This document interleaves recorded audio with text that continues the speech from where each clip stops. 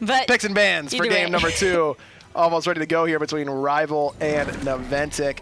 And as I was saying, the Soul ultimate used to be just hit the first one and then who cares where the rest goes, but whenever her kind of power shift came through, lost a Fatalis, but gained a lot more damage on the subsequent hits of Supernova, there is tons of damage available there now if you can be accurate with that ultimate. Oh, it's a massive amount of damage. I mean, Watson just displayed how much damage can really come through on that ultimate, and it's looking like RvL just wants to run it back in the picks and bans, or at least as far as the banning stage is concerned. No Chang'e, no Susano. Can't blame them.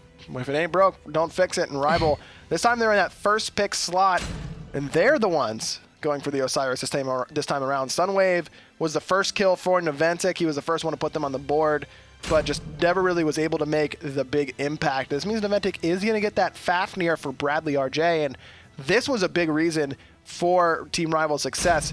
Naventic just doing exactly what RvL did to them. Gotta say, I like it.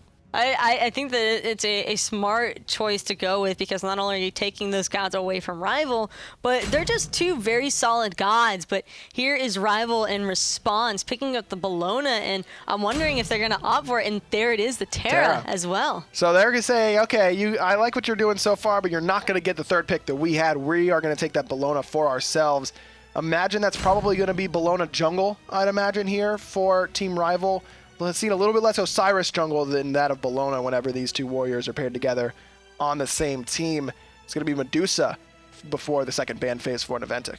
Honestly, I would have preferred Naventic to select the Nemesis there. And now RvL are just going to have the option to ban it away. So they're going to get away with 2 warriors and a guardian, a draft that I think Nemesis would have had a much easier time packing a punch into. So now Naventic really need to find another route to try and find that burst potential, or shred potential, I should say, into these tanky gods. I absolutely agree with you. Nemesis would have been a phenomenal selection there for Naventic, but decides to go for the comfort pick for the Hunter CRYSIS Motion. So you can't blame them too much there. You always want to make sure that your players are as comfortable as possible. And it is going to be the Thor in the jungle for Beast Feast. So going for a little bit more CC and lockdown potential.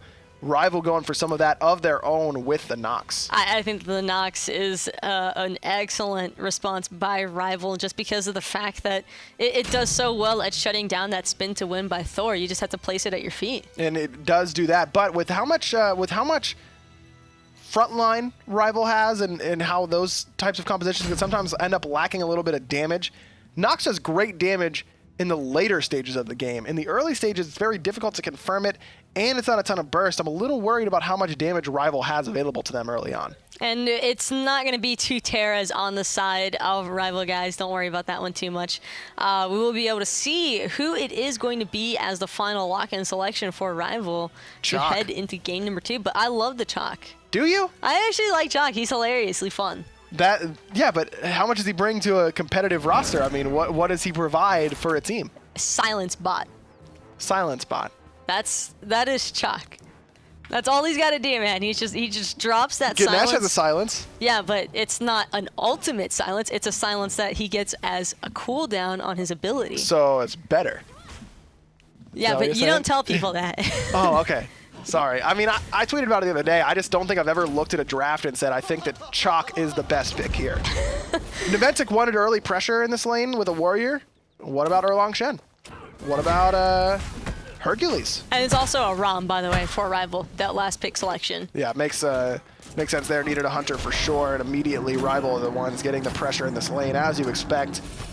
Ram with the some of the best level 1 clear in the game for Hunters, having those 5 Astral Arrows. RvL going for a risky play here, trying to secure the speed buff, and they will not get it, meaning the Beast Feast and Eribiiax hit level 2. Could be a chase potential, but with Gnome here, it's going to be difficult. Watson gets hit by a perfect double tap from Beast Feast. There's that silence, but it doesn't matter. Quick first blood Naventic's way, and Rapio can only run as Watson took that early death. The unfortunate aspect of trying to invade and not securing the buff. That was a really clutch steal. Huge play there out of Eribiiax, I believe, who was the one that stole that away.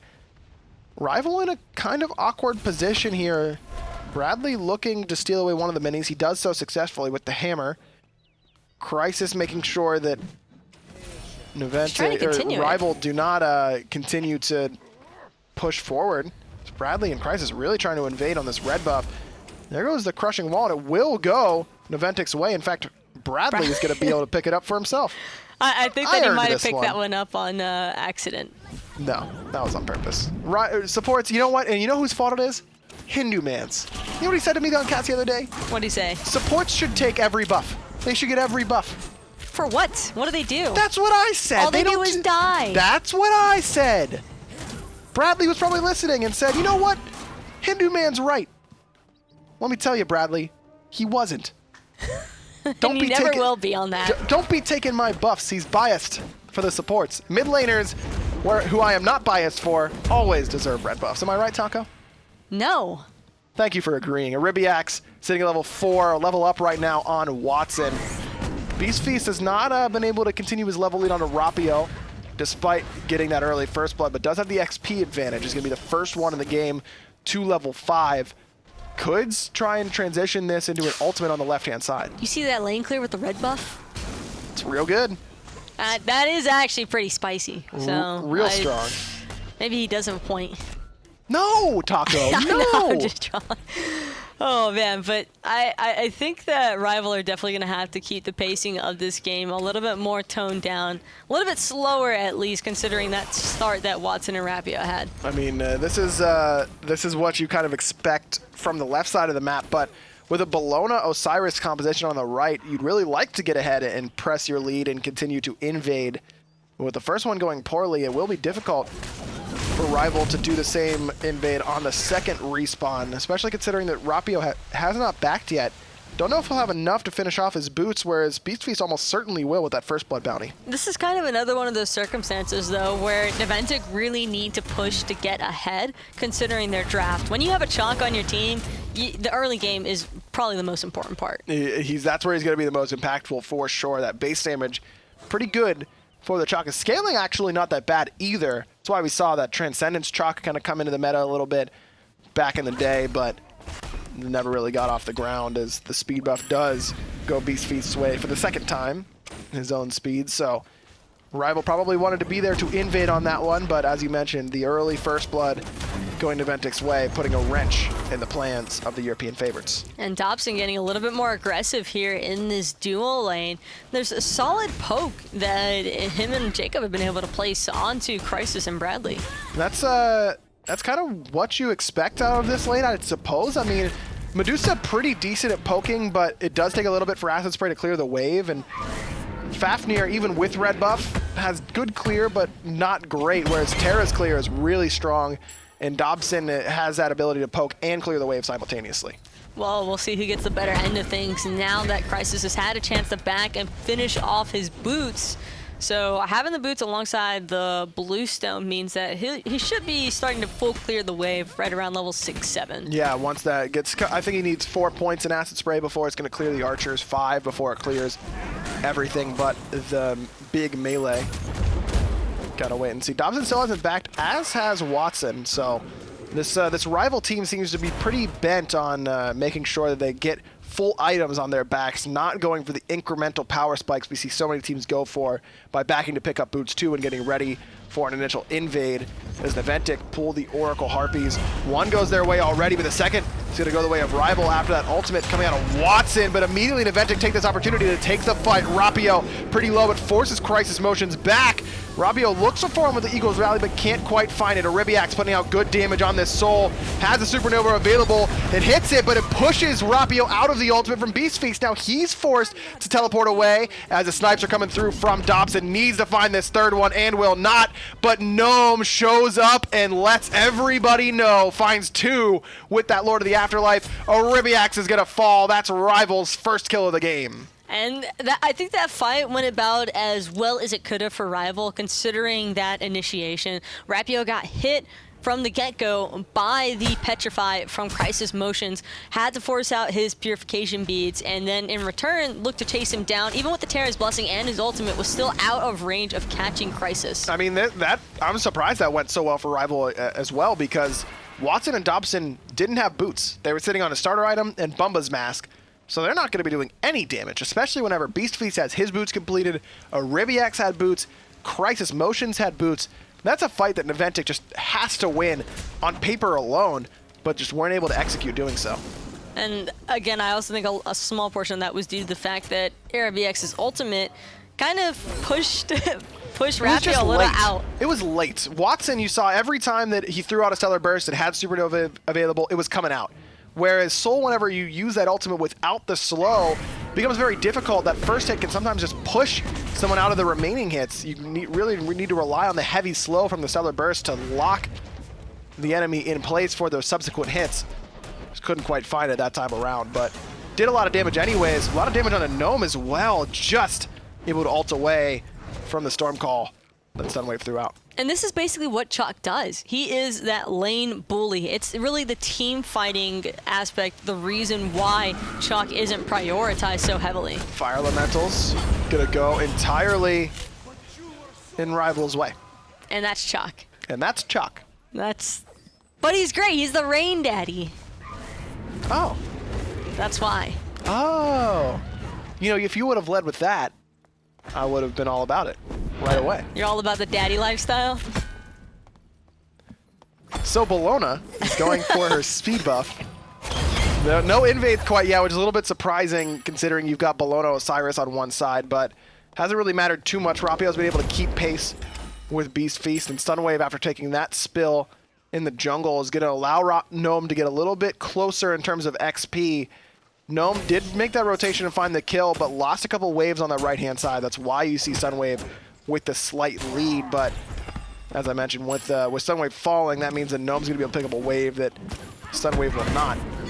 So the Oracles, again, focused out pretty heavily right now by Team RvL. They've been all over these neutral objectives, trying to make sure that they get as much neutral farm as possible, allowing Naventic to get their guaranteed buffs so far, but everything else has gone RvL's way. Initially, it was Naventic actually who was securing the fire elementals, but RvL really have kind of just turned it around, and especially with that kill onto Stunwave as well as the double whammy of securing the fire elementals. Sure, they're only going to spawn one more time before the fire giant's going to come up, but I think that all around, RvL are looking in a very solid position to look to take up a Gold Fury fight soon. Especially with Dobson having the lead in that duo lane. He's up about a level right now over CRYSIS MoTioNZz, and after completing those boots, he's going to have plenty of extra power that he did not have during the last Oracle engagement. Eribiiax gets rooted and plenty of damage on him from a couple autos just from Dobson. You can already see that Ram with the red buff doing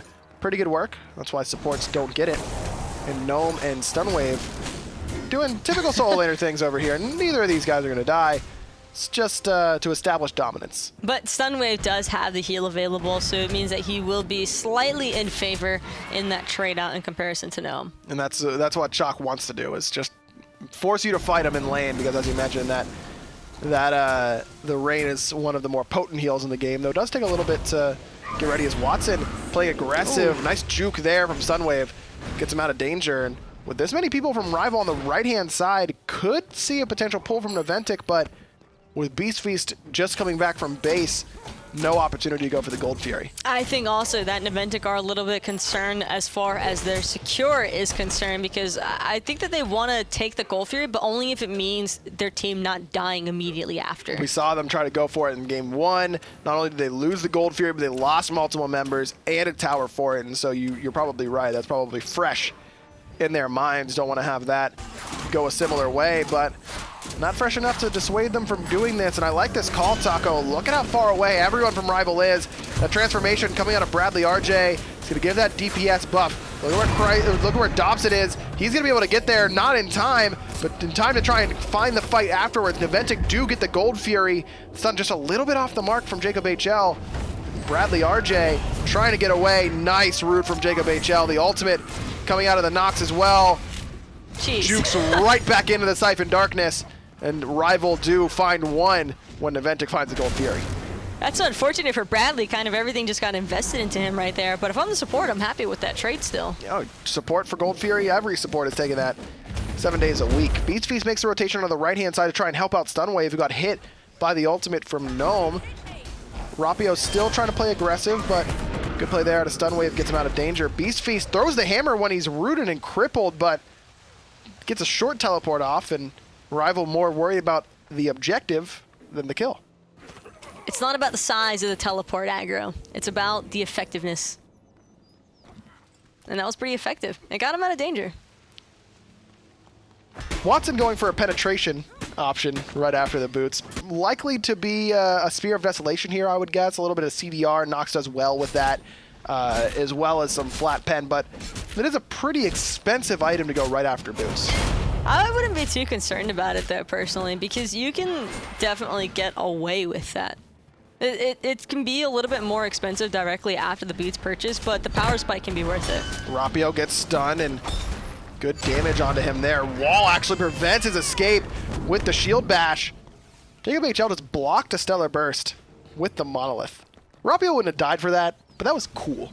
I think this is kind of one of the downsides of Bellona jungle. Sure, she's got that utility aspect, but you need to be around your team and have the follow-up. And right now, it's going to be Rival's chance to show whether or not they have that follow-up. Bradley and Sunwave both threw out the ultimate. Rapio gets stunned by the Petrify in the backline, but no one's body blocking everything, so no one could finish him off. Jacob throws out that Terra's Blessing as Beast Feast finds a stun onto Gnome, but that Osiris corporeal form so strong. It's got 16% physical damage mitigation, just too tanky for Naventic to handle. Stunwave coming around the backside, looping around. Watson has arrived, throws out the ultimate onto Eribiiax to put that damage reduction onto the enemy mid laner, saving the tower for the time being. Smart plays out of Watson and the rest of Team Rival. Meanwhile, in the left lane, Dobson gets 2 towers. And that is why Dobson was not present for that little contest, but now it's going to be Rival actually following up on this. They didn't let it go. Stunwave's kind of locked down right now. Very low. Rapio is here, but Gnome finds it. Now Eribiiax is the one caught in a dangerous spot. No Aegis, no beads. Corporeal form buys him a second, but there's no tower there, Eribiiax. He's not nowhere to go. Watson gonna find his 3rd of the game. 5 now in total for Team Rival. No Gold Fury available for them to take, but they will take the consolation prize of the Oracles. Good team fight finding 2 after Naventic take away the Portal Demon. And realistically, taking that T2 tower is significantly better than having that Gold Fury, because now they have map pressure. Absolutely. I mean, Portal Demon in the early game is nice, but not the game-changing objective that it can be in the later stages. It's, you know, it's the mini Gold Fury basically at that stage for Naventic, and end up losing their tier 2. The Naventic is just behind Rival in gold. That did help them a little bit. Actually in the lead before Dobson was able to take that 1,500 gold tower on the left-hand side. But as you mentioned, just so much map pressure now. And with Gold Fury still being incredibly relevant in this game, it's going to be difficult for Naventic to take Gold Fury fights, knowing that they don't have any escape options to their left side lane. And it does seem as though Rapio is only continuing the whole mentality behind the utility jungle with pursuing either a Frostbound or a Runeforged, although I would assume that it's a Frostbound simply because it's Bellona jungle. Runeforged fell off a cliff, man. I mean, it was meta for like a week, and then it got nerfed, and everyone's like, ah, no, it's trash again, but who knows, may see it again sometime soon. 3-man grouping from Naventic on the right, but nothing really doing here, especially with 2 warriors showing up. Pretty difficult to fight into this twosome on the right. So instead they're going to transition towards the mid where Watson and JacobHL are currently residing. Rivals definitely slowed this one down for the moment. Just waiting for this next Gold Fury respawn in about 15 seconds. Decent little bit of grouping from Naventic there for a second. There was kind of 4 hovering around that mid lane area. And I think really both of these teams are kind of just anticipating the next Gold Fury spawn before the fight will really break out. Well, it's ready to go, Taco. It's respawning right now. And these teams, everyone's got their second relics outside of the support, though JacobHL can back to base and buy his anytime he would like. Bradley still needs 1 more level before he will be granted access to that second relic. Watson finds that combination onto Eribiiax and absolutely needs to beat that. He's dead otherwise. Beast Feast up into the sky, looking to play aggressive now. He's going to find Gnome, but again, this is a very tanky Osiris already. Bradley going to meet up with him and throw a hammer, but no real aggression. That's an ultimate down on the side of Naventic that's pretty good at stealing away objectives and forcing teams off of them. Now Rival have a window without having to worry about that Thor ult, they can play aggressive around this Gold Fury. And the sustain from the Terra is healing Watson up just fine, so he doesn't have to worry about backing a base anymore, despite the little bit of poke that he received earlier. Rapio taking some poke himself in that mid lane. There comes the wraparound, but a massive Petrify out of CRYSIS Motion stops the aggression from RvL, but it's not enough damage to knock anybody down. There's the ultimate coming out of Bradley, a big stun on the backside. What was that, 4 out of JacobHL? Bradley jumps forward, Gnome the focus, but that's the warrior, that's the solo later. Difficult to find him. There's the damage coming out of Watson, forces out the Aegis. The elbow drop is well timed from Stunwave, actually interrupting that combination from Watson. Naventic use all their ultimates, find no kills for it, whereas RvL, they've still got 4 available. Only JacobHL's ultimate was used. And I think that's exactly what RvL wanted to do. They wanted to bait out all of the ultimates from Naventic to really start to put pressure onto this Gold Fury. Now with that in mind, they're just looking to bait the rest of Naventic into this pit. Gnome's tanking it up for the moment. There's the ultimate onto Eribiiax from Rapio. Remember, no beads onto this mid laner. Snipe's gonna do it from Dobson. That's 6 in total for RvL. Stunwave just able to get out of the combination from Watson, but Bradley put himself in an awkward spot, at least for the moment. Watson throws out that Night Terror, poking down CRYSIS. I don't have to force him out of the fight. Again, RvL go for the Gold Fury, about half HP. Now Beast Feast has his ultimate back up, though. I don't know if RvL know about this toggle. Gold Fury getting low. Here comes Beast Feast, a 4-man stun, and he gets the gold. No, RvL still got it somehow. How did they get that through that damage from Beast Feast? I almost How came, did but he get I thought that they stole that. I really thought that Beast Feast had stolen that Gold Fury, but RvL just able to find that last little tick of damage to lock it in for themselves. Unbelievable. Somehow that goes RvL's way, and I've got no idea. I'm going to need a slow-mo replay of that sometime soon, because that was, I can't believe that Beast Feast didn't get that. I mean, that's the dream scenario for Thor, right? Everyone's grouped around the Gold Fury. You stun 4 members, and you spin on it. I think they still expected his ult to be down as well, because the way that they were grouped is not the way that an experienced team like RvL would normally group around that objective. I absolutely agree with you. Either way, doesn't really matter. I don't know if you've heard this before, but close doesn't count in Smite. It's only horseshoes and hand grenades. And this isn't either of those. This is Smite. I believe he said that in the last set. Nah, it doesn't sound like something I'd say. Rapio is going to drop the blue buff for Gnome, sitting at level 16, even with the solo laner. Say the same about Naventic's jungler. 16 seems to be the popular level, at least for the time being. Dobson surpassed that level, though. He's sitting at 17. CRYSIS, again, 2 levels down, pretty consistent to what we saw in game number 1 of this set. Slight difference in builds, no Odysseus bow right after shifters. This time around for CRYSIS, though, Dobson sticking true to his gun. Stunwave is going to need a lot of damage here, and forced into the ultimate, just getting Rapio and Gnome off his back. That means that the whole reason you picked Chaac, right, Taco? Exactly. For the ultimate, now it's on cooldown. But I don't know, man. I think that Chaac can definitely be viable. You just have to actually draft for it. Petrify comes out. JacobHL and Dobson are going to be able to roll away, and Bradley is the focus for the time being. Nice ultimate out of Watson. Supports the front line from RvL and forces the back line from Naventic back. CRYSIS is going to be able to escape and dodge out those ultimate shots from Dobson. Gnome barely able to escape that supernova combination. Thor looking for that shot, gets rooted in place. Aegis gets him out, though. He looks pretty likely to escape, at least for the time being. Somehow, everyone survives that engagement despite all 10 ultimates being used. I thought for sure that that was going to go heavily in RvL's favor, but Dobson was just unable. CRYSIS barely got out of range of the Rom snipes, and then from there, Dobson was just a little bit too far back to properly follow up because he opted to try and secure that kill.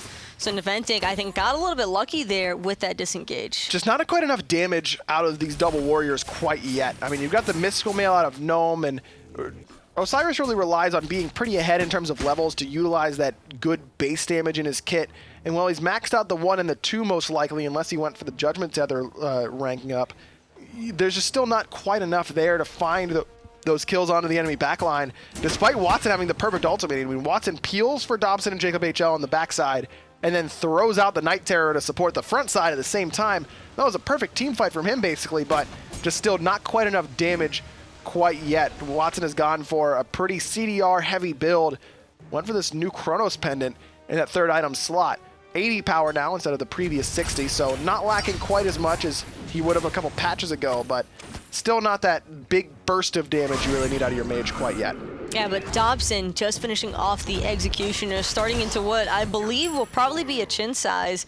And then on top of that, you've got Rapio, who's also finished off that Frostbound and the Kins as well. So it's kind of, I think the damage is about to be there for RvL. A lot of power items being completed, absolutely. So maybe you're right. Maybe we'll see that remedied in the next team fight. RvL's up a little bit less than 2,000 gold. Naventic doing a good job of hanging with the European favorites, with the XP difference, a different story, right around 5,000 in the lead.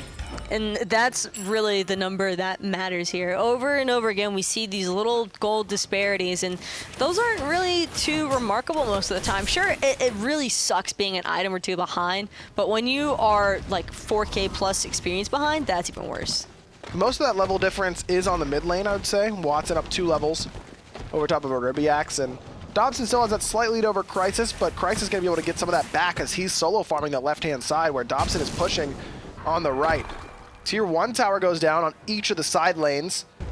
RvL continues to push forward. Gnome does have the teleport available if he wants to stop this push, and now he decides to go back.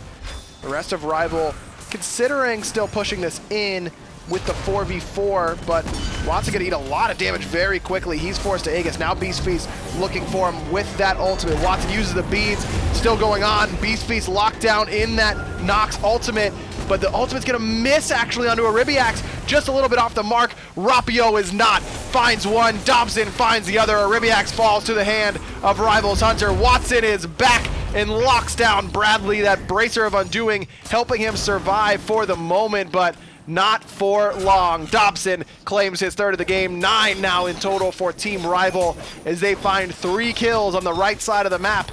And now this tier 2 tower that they looked at for so long, finally going to fall. RvL take the first big gold lead of the game, now up nearly 4,000 gold. That was purely overcommit from the Naventic onto Watson. They expended, I think, 4 ultimates onto him, and they were still unable to find the kill. Chased him halfway down the lane. And when you put your entire team that far out of position, you have to expect to get punished. Even if they found that kill onto Watson, I still believe that RvL would have come out on the upper end of that fight. Rapio was just able to do whatever he wanted in that team fight, and Bellona does that a lot. Don't get me wrong. Bellona gets to do whatever she wants most of the time, but with this style of build where Rapio isn't a solo laner, he isn't building super tanky, the only HP he has in that build is coming from the Frostbound. Could have maybe turned the focus onto him, but either way, RvL end up on top in that one. 9-1 now in kills. Naventic getting blanked almost. Only Beast Feast on the board. Stun Wave locked in place. Big Petrify coming out of CRYSIS MoTioNZz. A good wall as well. Supernova comes down from Eribiiax, but again, just not quite enough to knock down RvL. Also, unfortunately, for Naventic, RvL do have that portal demon, although I believe it is about to disappear, so they won't have that option pretty soon. RvL, however, I don't think this is a team I really want to try fighting into. Rapio's doing it all by himself. He's going in 1v4. CRYSIS MoTioNZz trying to get away, but Watson throws out the Night Terror and finds him from a distance. Beast Feast trying to get up into the sky. He'll be able to escape just barely, but the rest of Naventic now on the run. Watson dashing forward, finds Siphon Darkness and the root combination. Eribiiax goes pop, and Watson finds number 5. Coincidentally, 5 deaths for Eribiiax, the Naventic mid laner. RvL continues the chase. Watson looking for another combination. This Nox pick, we saw why it was banned away in game 1, Taco. Looking pretty good here for RvL. This is looking like the montage of Eribiiax. Like, he's just been getting destroyed in both game 1 and game 2. RvL are not letting him have any breathing room. Jacob got a root Beast Feast on the backside, but Watson's the focus. He's very low, has to use the Aegis, does have the beads available, but doesn't need them for the time being. Sunwave is getting absolutely decimated between RvL's or Chinsai combination out of the jungle and Hunter. Bradley was a big dragon in a little tiny corridor there and just got eaten alive by the rest of Team RvL. And now they say, all right, if it does anyone else want to come and try and stop us from this fire giant, because we're trying to take this no matter what. Beast Feast and CRYSIS MoTioNZz are here. Petrify is available for the Hunter. Dobson decides to continue the chase here instead of just sticking on the objective, but it's going to get rewarded for it. CRYSIS MoTioNZz falls to the hand of JacobHL. And again, it's just the Naventic conveyor belt, man. One by one, they're serving themselves up. Eventually, they're going to realize that this Fire Giant's gone, and they may come to that realization right now. I think the message stuck with the third death. I think that was the final straw where they're like, okay, maybe we need to give this one up. There should be a little bell in the Fire Giant pit. We just ding, serving next customer. Ding. That's almost what it felt like, but having these staggered... Next in line, please. It's the staggered spawn timers that are my main concern for Naventic here. Because whenever you stagger your spawn timers, it just makes it all the more difficult to stop a team from sieging immediately after grabbing that Fire Giant. And there we saw RvL picking up that T2 tower, so now not only do they get to pretty much back and spend whatever gold they want to, if they choose to do so, but they'll also just have so much time to siege down these Phoenixes. Eribiiax is in the wrong neighborhood. Separate, giving them some extra movement speed, and surprise, surprise. Yeah. Don't think Dobson needed to ult there. Just a hunch. You know, I only have watched a couple games of Smite game before. What? No, dude, he had to ult for that because the Soul would have easily juked past the remaining 4 members from RvL. See, that's why Dobson. He couldn't let somebody steal his kill. But Rapio did steal his kill. Yeah, well, that just means that Dobson didn't do his ADC job correctly because ADCs are meant to take all the last hits. That's a big part of being an ADC, is learning how to miss enough autos to guarantee the last hit. Oh, you have no idea. Oh, man, I missed so many. Oh, man, I cleaned it up. Man, I'm so good. Look at me, I'm 10-1. Bottom of the player damage charts, but who cares? CRYSIS MoTioNZz taking a lot of damage anyways from Dobson, who is not bottom of the player damage charts. In fact, he's on top right now on this ROM. The new Hunter for Team RvL certainly working out thus far. They're up 15-1. Rapio is willing to just do what he's doing right now, running around and laughing in front of all of Naventic. Watson joins him, but Rapio's getting shredded pretty quickly here, Taco. There comes the Bracer of Undoing. Has no purification beads, was already used. Beast Feast was up in the air. He went back to base. Rapio's still on the run. Now realizing that he can turn around and go back to assist. Right side Phoenix did fall to the rest of RvL. I think he forgot for a second that he's not the solo lane Bellona build, and he can't really afford to do that against CRYSIS MoTioNZz, who does have a shredding build for this tanky front line. But again, I really just think that it's been Naventic having an incredibly difficult time locking down these kills. A lot of front line. We talked about it already with RvL's draft. Beast Feast, he's in the middle lane. Eribiiax, he's in the base because he's dead again. Dobson with the kill. Left side Phoenix falling pretty low, as is Bradley. Rapio gonna be able to finish him off. Night Terror hits 2 there out of Watson. CRYSIS MoTioNZz on the run, as is Stun Wave. Down goes 1, down goes 2. 4 dead now on the side of Naventic. RvL clean up their perfect summer split. Once more, they're heading to DreamHack Valencia with a clean record. How can they do it land? That's always the question.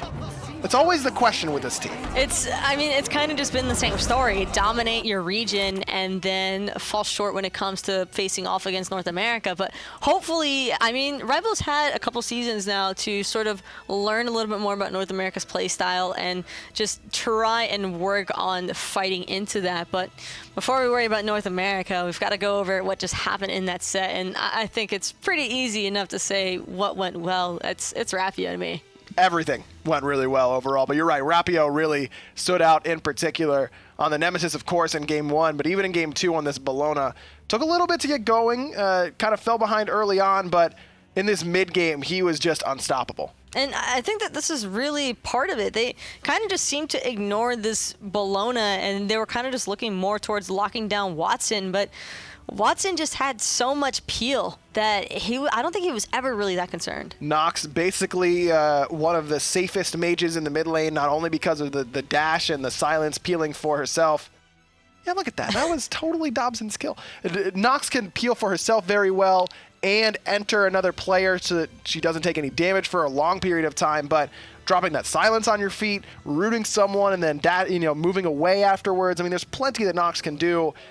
just not the right focus, I think, overall for Naventic, who have to kind of go back to the drawing board going into the fall split, because as we saw in the first set of the day, Era and Enix look like teams that can really make some noise. I know that Naventic had the tougher matchup today for sure, but for me, this is still a team that needs to find to close that gap between the other two teams. If they don't want to find themselves in an unfavorable position for relegations, I do have to agree with you. But being as it is, it will be RvL sitting at 9 points in EU, followed closely by Naventic, Air Eternity, and Enix, all teams that did a fairly strong performance. And again, I mean, it feels, I don't like minimalizing what RvL does during the regular season, because their run on the online stages against the European teams has been really, really impressive. Having not dropped a game in as long as they have and keeping that undefeated record and staying focused, they've had subs come in, you know, roster changes, whatever. It's very impressive, but they themselves say, how much does this really matter until we make it happen at LAN? And that's still the question that I've got on my mind. And I mean, I'll be looking forward to seeing what happens in Valencia over in July, but not only is it going to be the RvL team going to headed towards that way, but we're also going to get a chance now to see how North America and who's going to be the final couple of teams locking themselves in for Valencia. Yeah, big day here in the final day of the SCL. That's going to do it for the European side of things, but ready to go for a quick break before we bring you the North American side of the SCL.